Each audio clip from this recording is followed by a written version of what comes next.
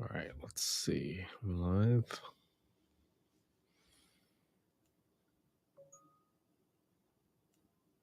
Testing audio.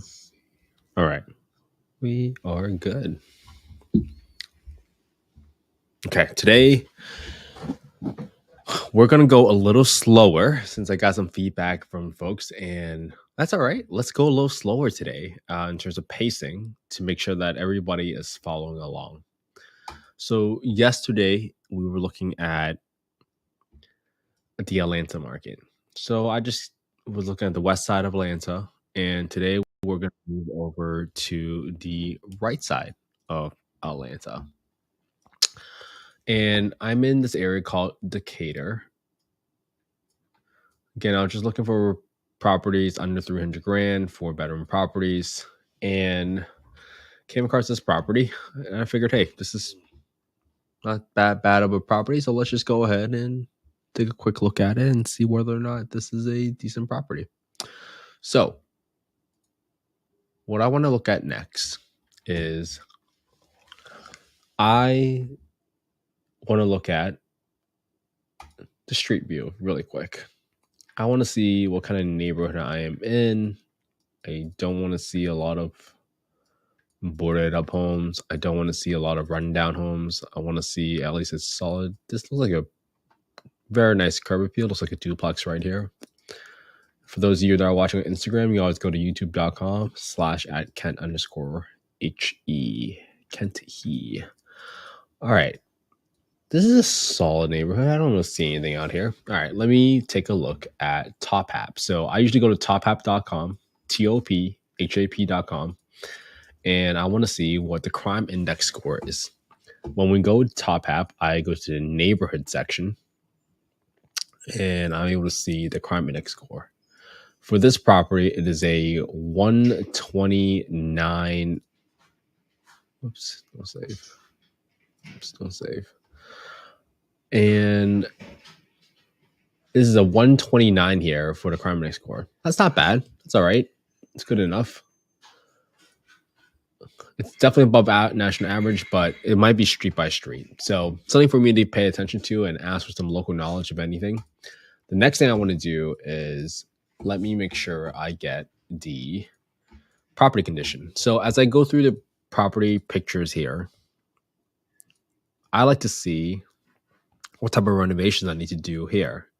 Flooring looks fine. I'll probably just paint the home. It's vacant right now. Kitchen looks fine. I might replace the stove with some stainless steel stove ranges. Yeah, but for the most part, the floor looks fine. I might just put aside some money. Yeah, the bathroom looks fine too. Might replace the toilet because that's what I typically do with every. Yeah, bathroom looks fine actually. This house does not look that bad. All right. So we got the crime score. We got the property. We got the street view. And I can do an estimated rehab on this property. Okay. The next thing I want to do is I want to get and estimate my rents. So this is in DeKalb County. So I'm going to go to Hot FMR and I want to look up the small area FMR for this county by bedroom count. When you Google Hot FMR, which stands for fair market rents, this is how we're able to get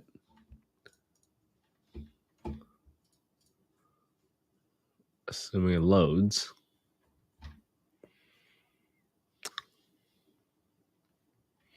Oh, not loading. Well, while I'm waiting for that to load for the FMR, I'm also going to get my market rents in while we're waiting. So in order to get the market rents, I'm going to go to affordablehousing.com, owner section, market rent estimator, plug in the bedroom count, and get estimate. Once you get over here on the far right number, that's the market rent that you care most about, 2378. So let me go ahead and write these down. 2378. And this is saying that for 25 units within a 0.85 mile radius, the average rent for 25 units is $23.78, which is great. Okay. 1954. Writing down all these numbers because my partners already know how I underwrite. So it's just easier if I plug in all my research here so that they understand exactly where these numbers came from. I'm not looking for rents for a 3-bedroom since this property is already a 4-bedroom. Let's see if this loaded at all. Look at FY24 FMRs. Okay, just gotta wait for the load. Just taking a little longer. Georgia, and we want to pick the county next for this property. DeKalb County. Okay. This property is in zip code 30032. Okay.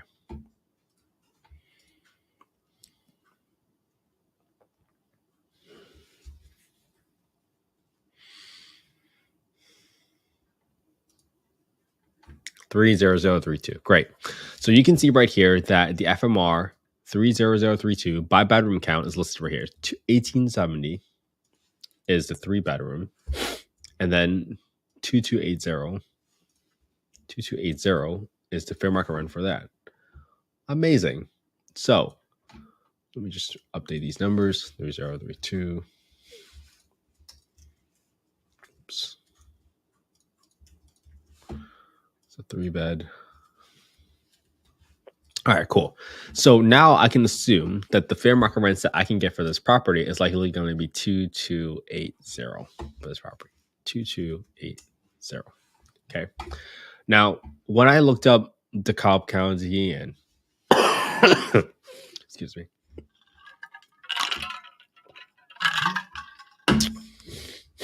If you Google Decatur Housing Authority, and this is something I would typically do with every market that I'm serious about, you could either type in the city housing authority, so Decatur Housing Authority, or you can also look up the county, so DeKalb County Housing Authority. And when I clicked here today, this was a really good explanation. And this is something that I talk about a lot, right? They listed out really clearly out here. Regardless of the small area FMR, SAFMR, or payment standard, the amount of rent an owner can charge must be reasonable in comparison to unassisted units in the neighborhood with similar amenities. So this is the rent reasonableness test that I always talk about with all of you, where when you're comparing the FMR, right? If the market rent is lower than the FMR, then we're going to take the lower of the two numbers. Why? Because let's say this number wasn't 2370 and this was 1500. They're going to say, even though our rent ceiling is 2280, because the market rent is 1500, you cannot charge more than 1500 because those unassisted units, aka renters without the housing choice voucher, are only paying 1500. So you can't charge more to a household simply because they are a voucher holder. Hopefully that makes sense. And I wanted to share with you an example that's outlined right on the Housing Authority's website that talks about the rent reasonableness test. Okay. Now, then we always talked a lot about payment standards. Okay. Now, payment standards is the maximum assistance a family can receive, and that includes utilities. One really good way, where did I find this explanation? Let's look up.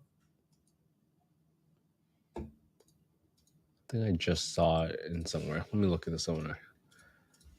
Decatur Housing Authority. Payment standards. This is a good way. This is a good example. So here's a really good example. When you have payment standards, right? Payment standards is not the same as FMR. Payment standards includes utilities. So here's a really good example. This 2-bedroom unit, if your payment standard is $944, which is kind of listed on this website right here, you see that the payment standards for 2 bedrooms is $944, right? And the payment standard is $944, but then the tenant is paying for gas heat, electric cooking, gas water heating, and other electric. You deduct an amount from the payment standard to get what your true contract rent would be, right? Unless you're providing all these utilities, then you can charge $944. Okay. So it's almost like a menu that you are picking and choosing on what sort of utilities that you want to provide to your resident that allows you to charge whatever rent you are. So here's an example, right? In this example number 2, same 2-bedroom unit pays same water utilities, but the tenant is also paying for water. So now you not only do you have to subtract all the 4 numbers before, but then you also need to subtract another $94 for water every single month. So now your rent is only $617. Well, what if they did all that utilities and they provided their own stove and refrigerator? Now you get to subtract another $5, another $7. Now every county every city is going to be different for the utility allowances. As you can imagine, some utilities might cost more in different cities and counties. But usually there is a utility allowance table that allows you to figure out, like, hey, for a 2-bedroom home, this is how much I would be compensated as the landlord to get if I pay for the bottled gas or electric for whatever utility there is, right? Like range right here is $5, refrigerator $7. So every single city and county is going to be different. So that's why I want you all to be very mindful about when you see fair market rent, that's different than payment standards. Payment standards, the best way to think about it is that payment standards include utility allowances. Okay. All right. Great. So now that we got all these items here, we just saw what a fair market rents might look like. Well, if I want to look at the payment standards, like, hey, what if I cover all the utilities for my property? Well, Decatur Housing Authority has their own payment standards by zip code.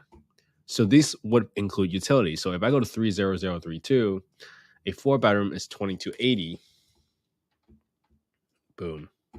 2280. So this, I know now, actually includes utilities. So I probably need to subtract some amount of rent from this number in order to achieve my full rent of 2280. So I might just put in here like utilities. And I'm going to subtract about, we'll just call at least $200 for utilities for now. Because I might cover certain utilities, I might not cover other utilities, but I'm going to put in $200 in there just in case for some maintenance items. All right.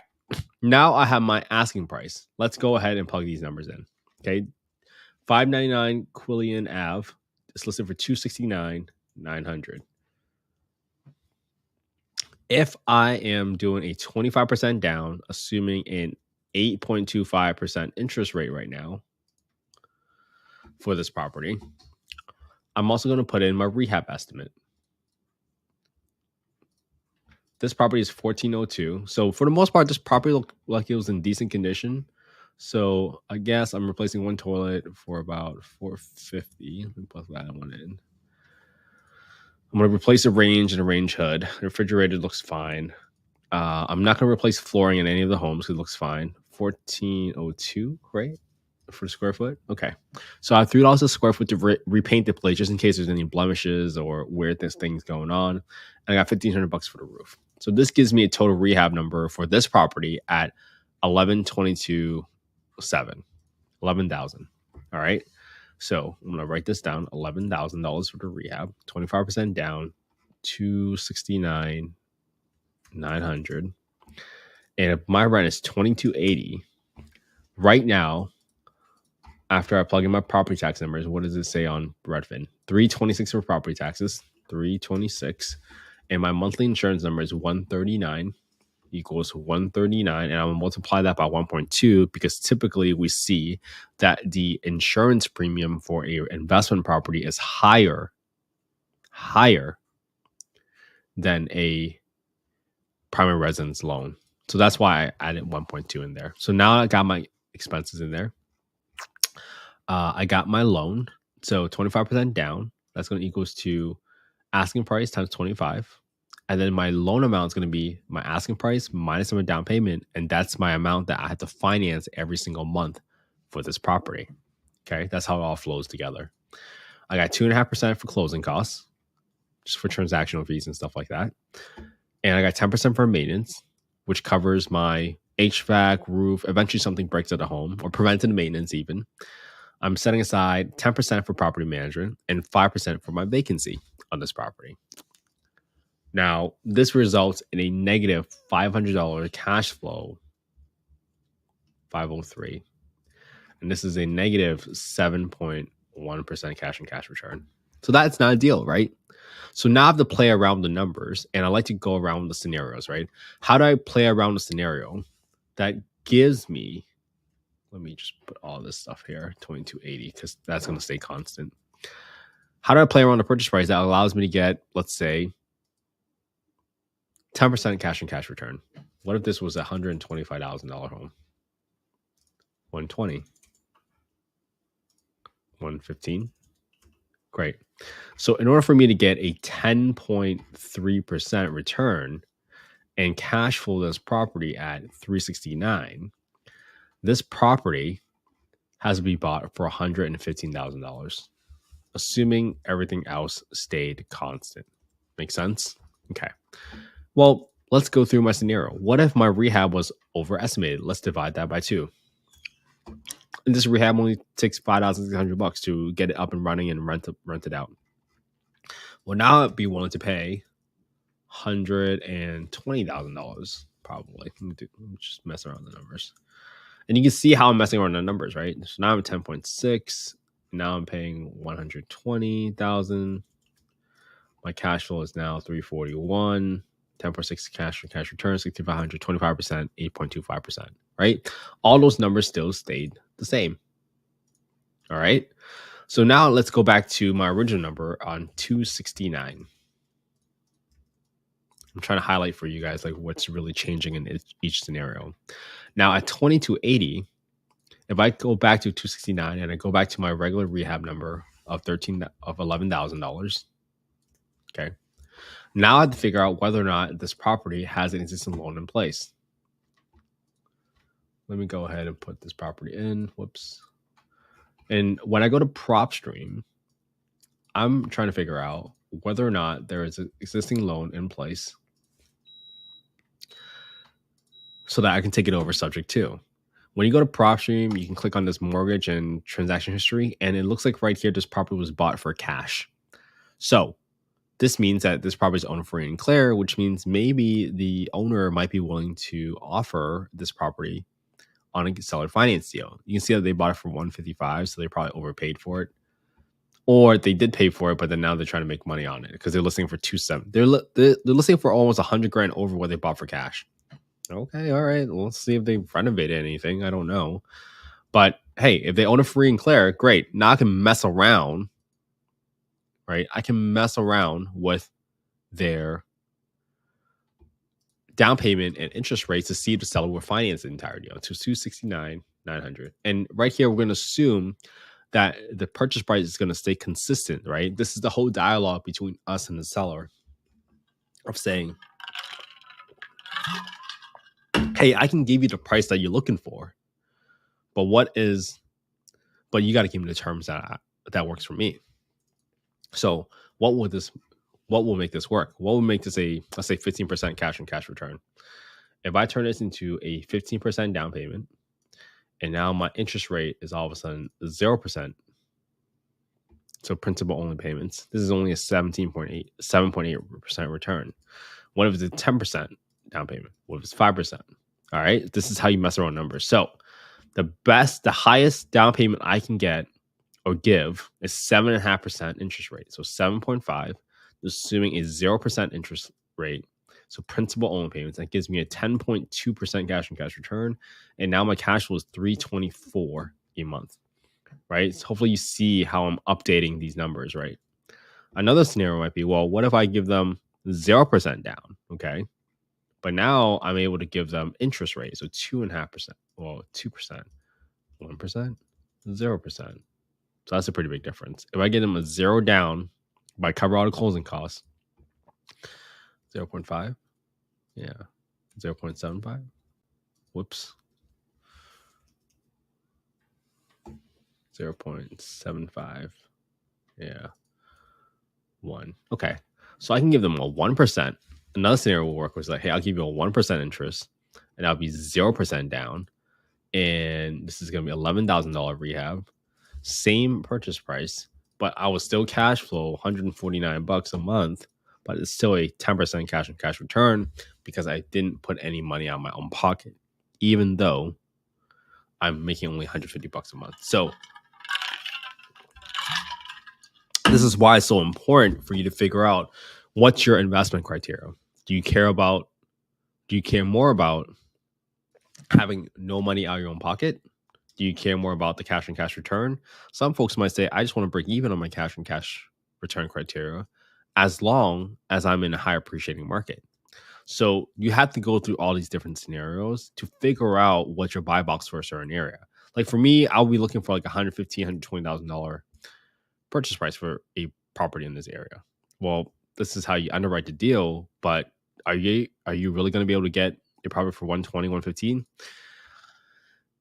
Bit of a stretch, so it might not even be worth my time. But this is the whole point of this exercise, right? For you to determine your buy box and then also determine whether or not it's worth your time pursuing this property further to decide whether or not you want to pursue this property further. Because this is how you prevent burnout, right? You don't want to waste your time analyzing and overanalyzing so many deals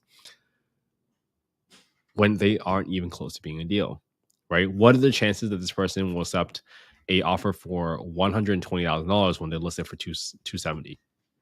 Maybe it's a little higher because they've been on the market for 85 days. They might be a little bit more amenable to listening to offers. But hey, it's all going to be up to you. So that's it for today. This is day 111. I hope you all will continue analyzing deals with me. Stay consistent with me. Remember, all it takes is just 18 minutes a day for you to be better at underwriting than 95% of America. And that's it. Thank you so much for being part of this affordable housing investment community. This is day 111. We're going to stay consistent. We're going to do it again tomorrow. Let's stay consistent, everybody. Hopefully this was helpful. Drop a comment if you liked the pace of today's underwriting better, and let me know what you want me to explain better at your next call. I really appreciate the feedback. So just let me know how I can be of service more. Have an amazing day. And again, this was not solicitation for any investments. This is not investment advice. Have an amazing day. Talk to you guys later.